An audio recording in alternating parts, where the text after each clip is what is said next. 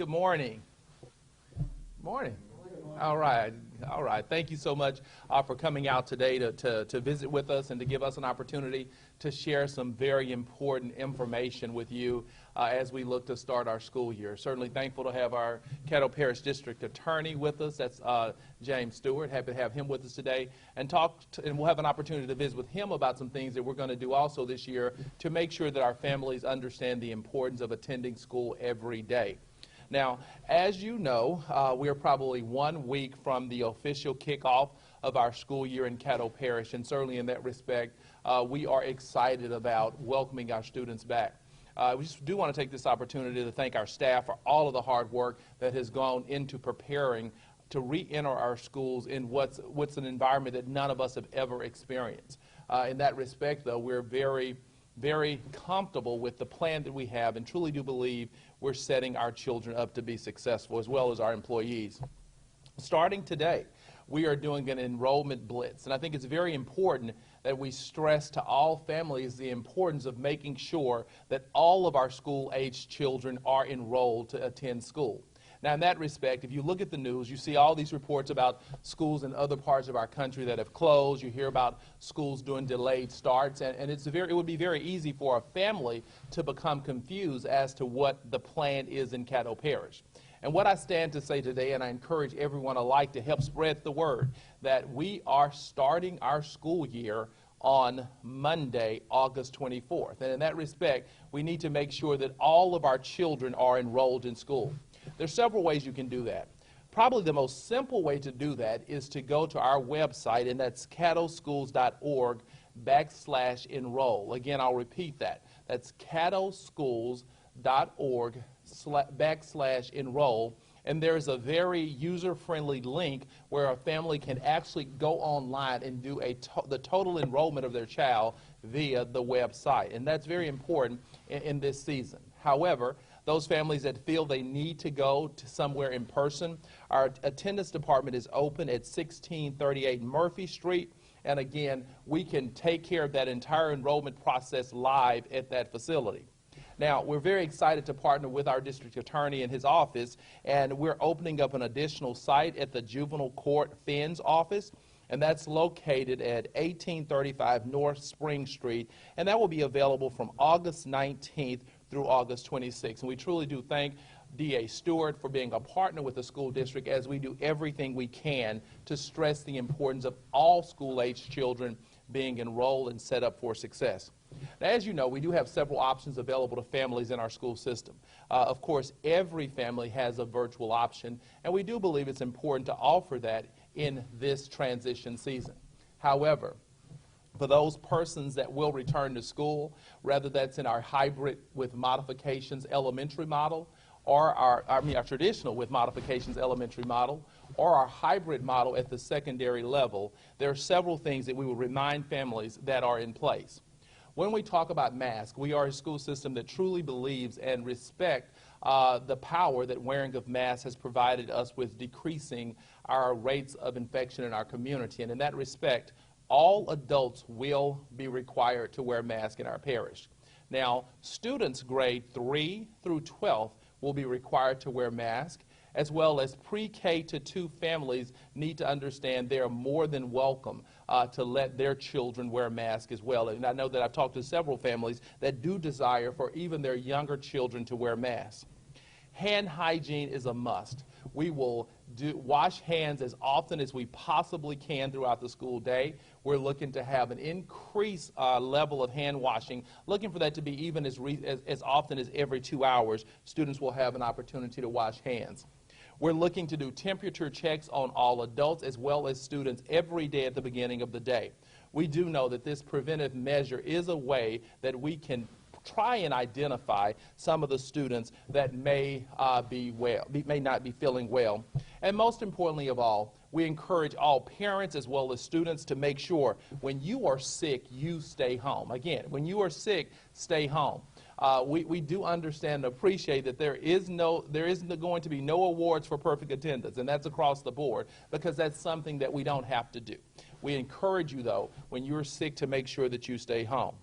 Now, as far as our students who may be involved in virtual or hybrid education, the district has begun the deployment of our technology devices. We do take full responsibility and understand that those technology devices are a part of a student's education process, and that process has begun, and we've seen great success there.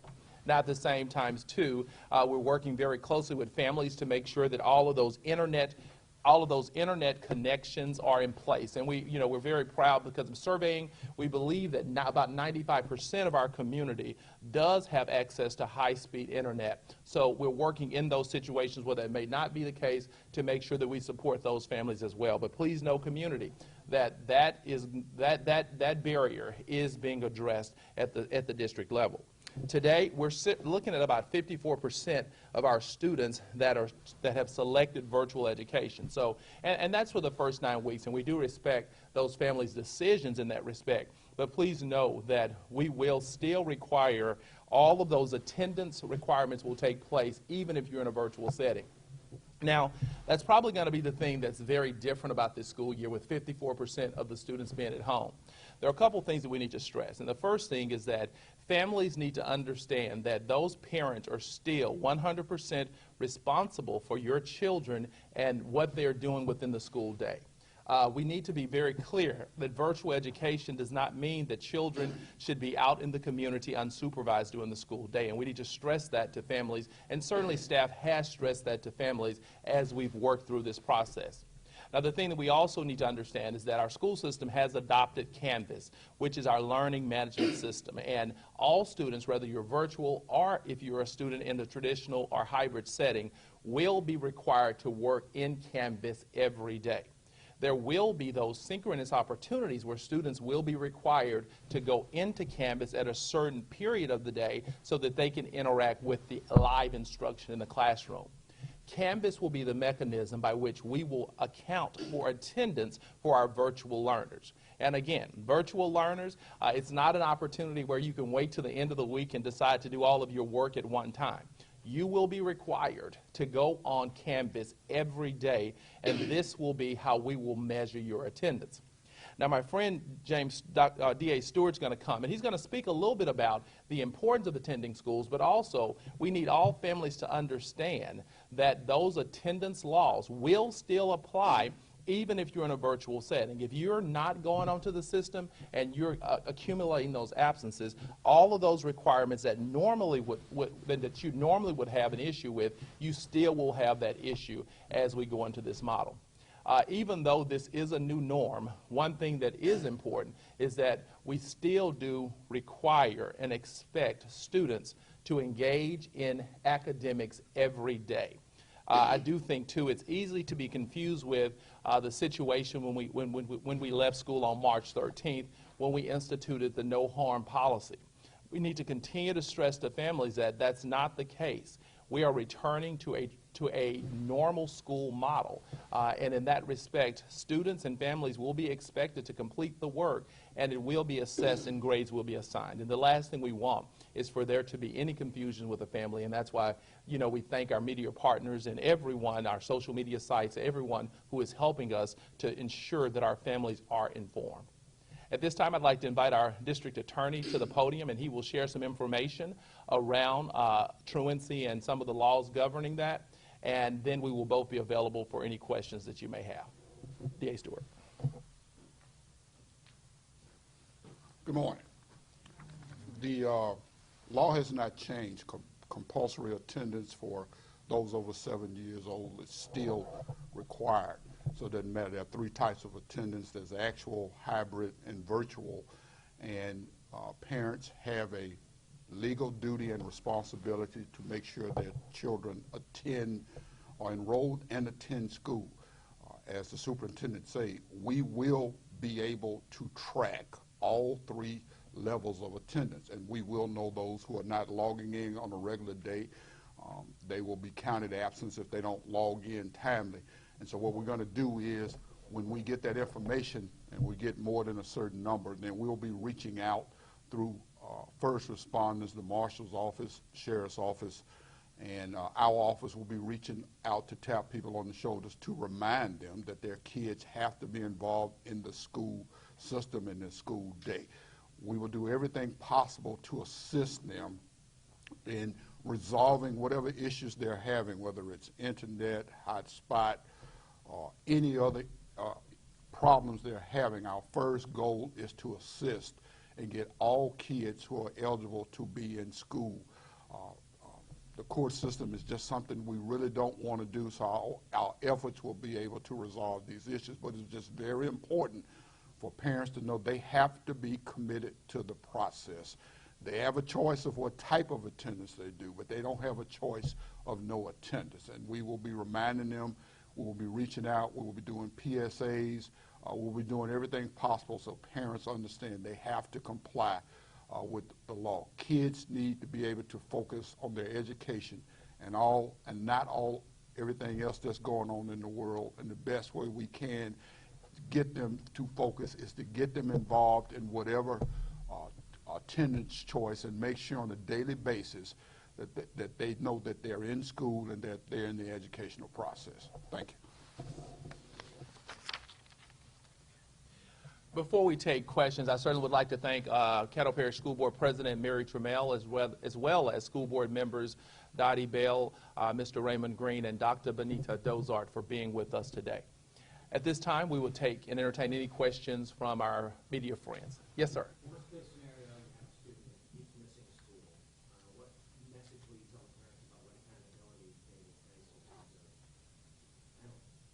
So what I will tell you, and I'll speak to you from our perspective as a school system, our attendance department has been established, and what our attendance department does is, and we also work with the DA's office on those early interventions. So we would first start off with those early interventions where we're working with the family around what are those things that are causing the concern and what's causing the child to not either be engaged in the virtual platform or to not actually come to school.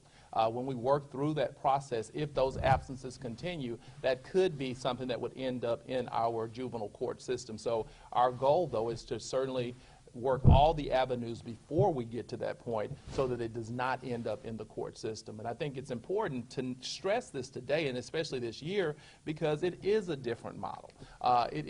Children and families are more casual when they're at home, but what we're trying to do is make sure that we do everything we can to set that tone for families to be prepared for those compulsory attendance laws to still be enforced, even at home. Well, you know, since we started the Willis Knighton sponsored truancy program, our enforcement has really dropped to a very low percentage of having to bring parents into court.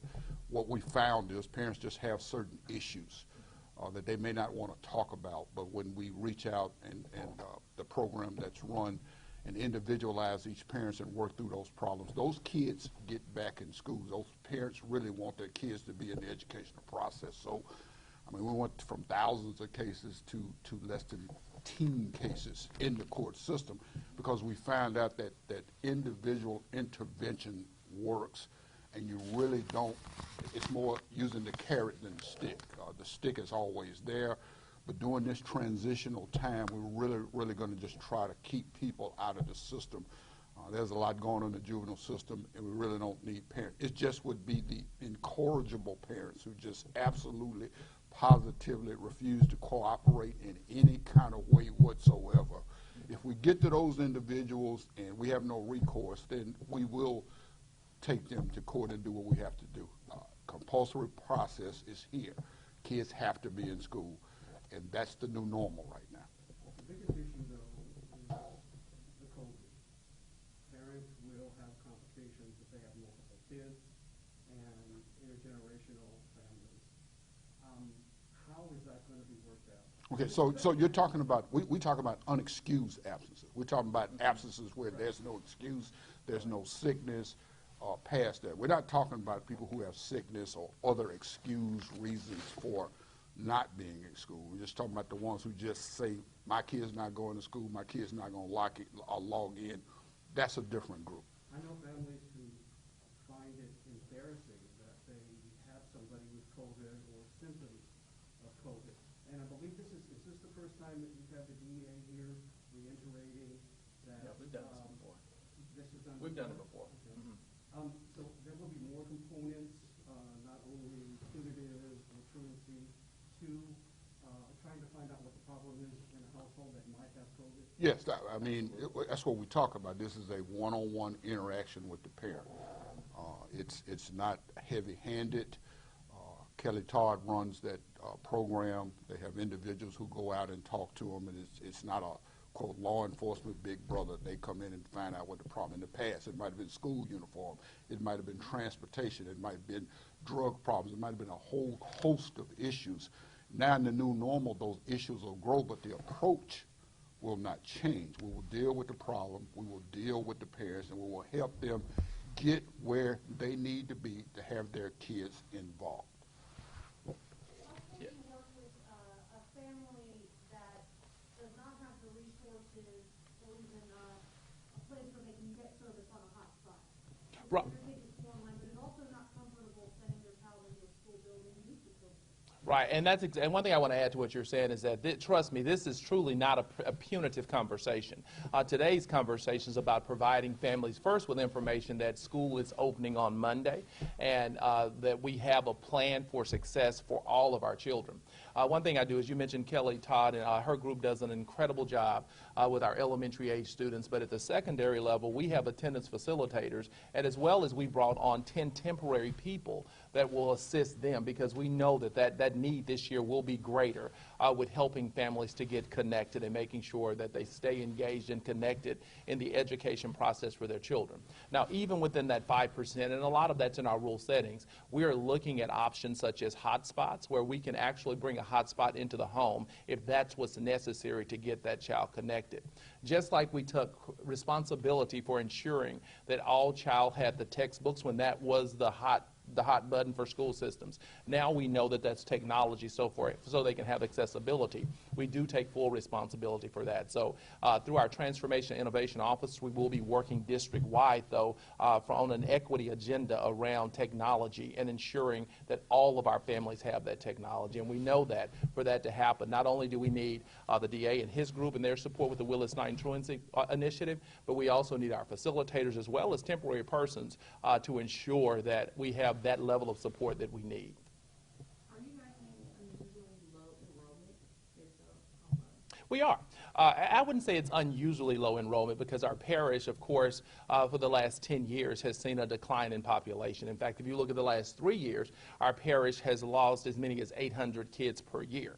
Now, in that respect, we do anticipate that there will be a decline this year. I think when you look at some of the economic issues that we're facing as a community, that speaks to that we will see a decline.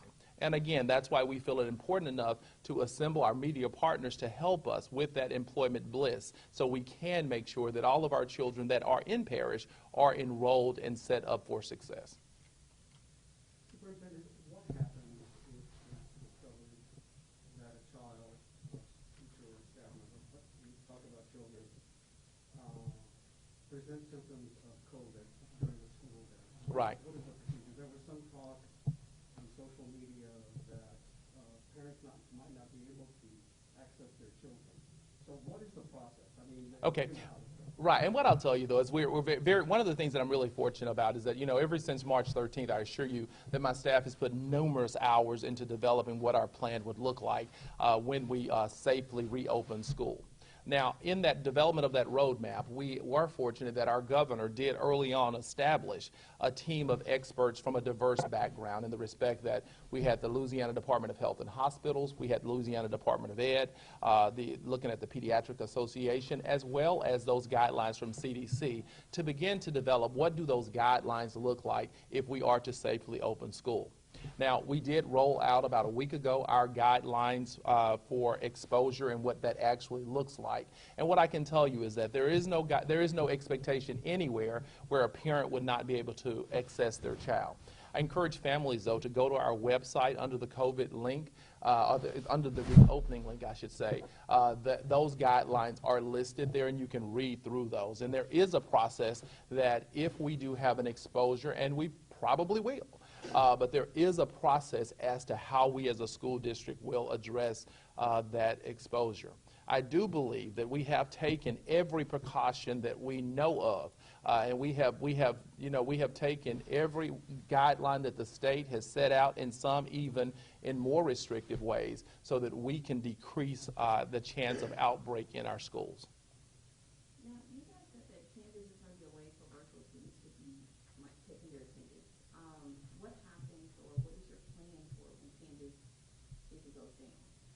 I mean, we just have to, we'll repair it, get the canvas up, and pick up the next day. And again, whenever you're dealing with technology, it is a great possibility that there will be some of those issues. And one thing that, I tell my staff and I tell parents, I tell everyone, this is an unusual year. So we can already be prepared for there to be many roadblocks and many humps along the road as we go. But the only thing we can do is continue to operate and keep the right spirit and operate in the best interest of our staff and our students as we move forward. But we anticipate there will be days where internet won't work at home. We anticipate all of those situations. And again, kind of to reiterate what the DA says, as long as we can document that, we will move past that and get back on track. Superintendent, if you could help us kind of explain here, usually in a flu season, for example, there's a certain threshold for either students or teachers performing at school before semester. Do you still have that, have you established potential thresholds for COVID?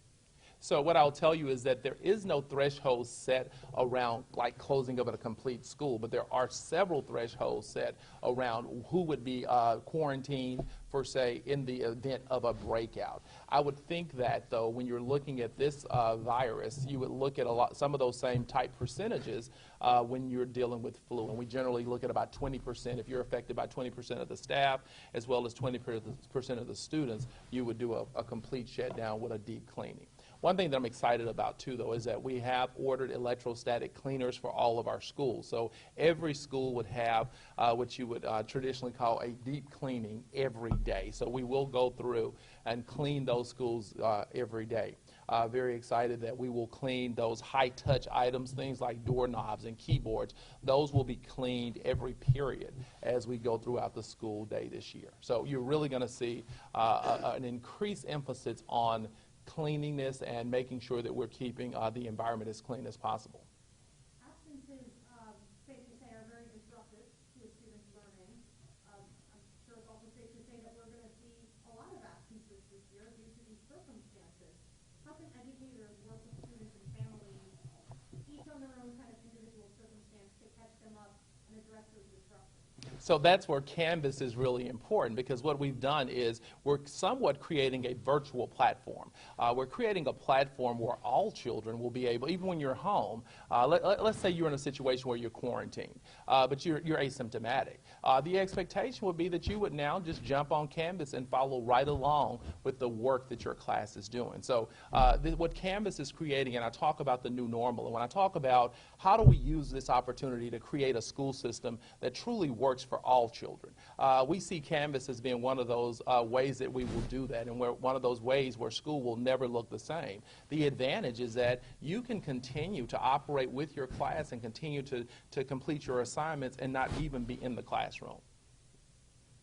Superintendent, to be more specific, what would happen if a staff member, a teacher, is diagnosed with COVID? Will that teacher get their regular sick time, 14 days? And what happens, I mean, there's still a problem, or let's say a roadblock with substitute teachers. How are you dealing with that right now? And what have you seen in substitute teachers being slowly to be part of a list of substitutes? Right. One thing I'll tell you is that if a teacher is exhibiting COVID-like symptoms or is positively diagnosed with COVID, there is a bank of family medical leave AG days, which are 10 days, that they can take that would not count against their sick time. Now, at any time, if we are quarantining a teacher, of course, that will be coded for administrative leave, so that too would not count against any of that teacher's sick time. Now, one thing I think for sure, and I want to stress this to teachers, is that we will make every effort we can to make this a user-friendly environment. And we know that teachers are very concerned as we return to school. I just want to first thank them for all of their hard work. As I go through campuses, I see teachers in rooms decorating and preparing for the students that we will receive, and we truly are appreciative of that effort. But again, we will certainly have to deal with every situation on a case-by-case basis. There is a guideline in that exposure guideline, and we're welcome to look, to speak to that as we make those decisions around how those days will be charged. And what was the second part of your question?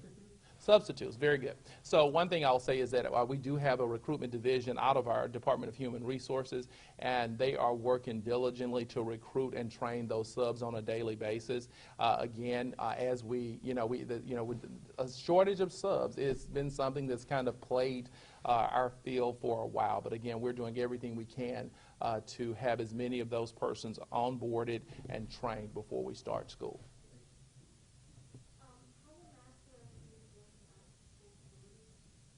So mask wearing is something that, it's a school rule. So in that respect, I've stressed to principals that we don't want this to become something that becomes punitive. In that respect, we're very fortunate that so many of our community partners, and I won't start naming them, have provided us with masks. So we'll probably have more masks than we'll know what to do with. So, of course, we would give a child a mask, but any child that is saying that I refuse to wear this, it has nothing to do with a mask at that point, but it's called willful disobedience. And we do have policies within our board-approved student discipline procedures that will address that. But again, it's very important that all students at those appropriate ages and all employees are wearing masks. Yes, ma'am.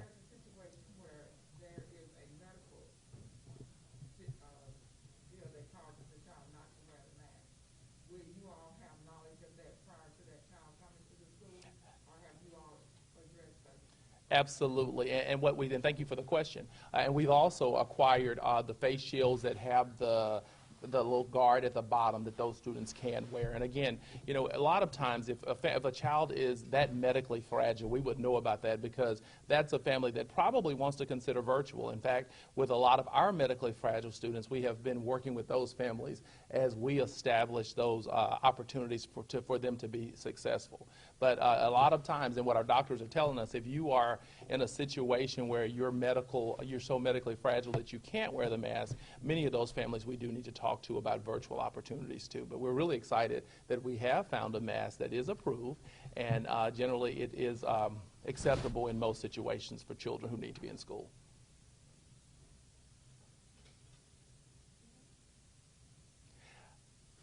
Well, if no other questions, I do thank you again for your presence today. And again, I reiterate that the things that I want you to take away from this is that we are actively enrolling students in school, and that has began today. And you can go to our website to do that. I want you to really make sure that we continue to let families be aware of those safety protocols that are taking place in our schools. And again, thank the district attorney for his continuous partnership and support in helping to support us in ensuring that all students are engaged in school every day. Thank you for your time.